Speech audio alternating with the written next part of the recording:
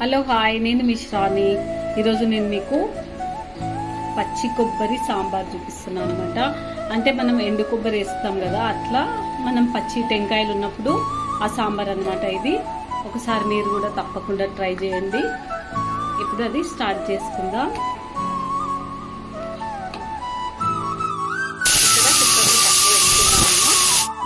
ఇప్పుడు దానికోసం మసాలా తయారు చేసుకుంటున్నాం. ఇక్కడ నేను పచ్చి కొబ్బరి 2 ముక్కలు తీసుకున్నా, ఎండుమిర్చి, మిరియాలు అండ్ జీలకర్ర, ఎల్లిపాయలు అనమాట. ఇందులో అన్నీ ఉన్నాయి ఇందులో.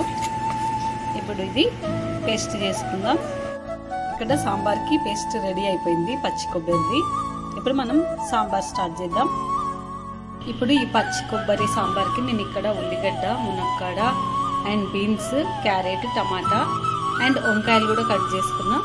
ముళ్ళు వంకాయలు, స్టవ్ మీద గిన్నె పెట్టుకున్నా. ఆయిల్లో ఇప్పుడు ఆవాలు, జీలకర్ర,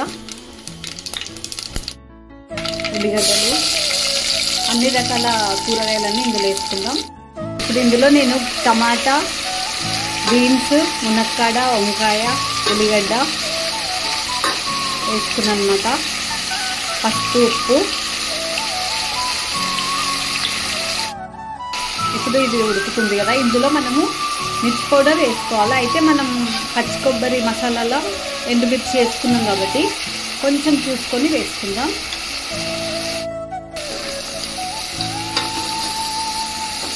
ఓకే, ఇప్పుడు మనకు కావాల్సింది మన మసాలా అన్నమాట.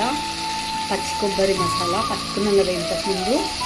ఎండుమిర్చి, అంటే పచ్చి కొబ్బరి అన్నమాట.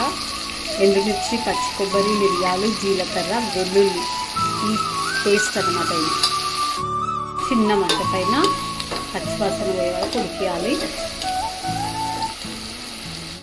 ఇది ఉడికిపోయింది. దీంట్లో మనం చింతపండు రసం పోసేసుకొని కావాల్సినన్ని వాటర్ యాడ్ చేసుకుందాం.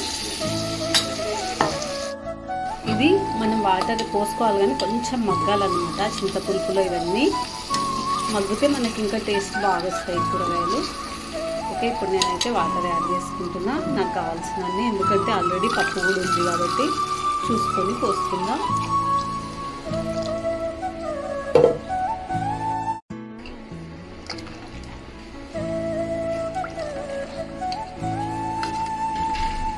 ఒకసారి ఉప్పు అన్నీ చూసుకుందాం. ఇప్పుడు ఇందులో బెల్లం కానీ చక్కెర కానీ వేసుకోవాలి. ఇప్పుడు మనకి ఇది మసలేలోపు మనం పప్పుని రుబ్బుకుందాం.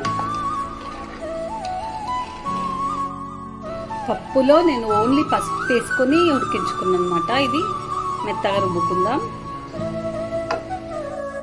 ఇప్పుడు ఇదైతే ఉడకాలి కదా మనకి. ఇంకా పప్పు కూడా రుబ్బుకున్నా. అయితే కొంచెం ఇది ఉడికిన తర్వాత మనము అది వేసుకుందాం ఇందులో.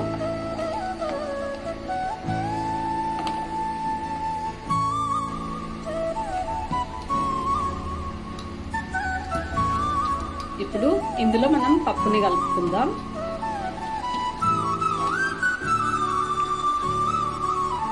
ఇప్పుడు ఈ పప్పుని మనం ఇందులో వేసేసుకోవాలి.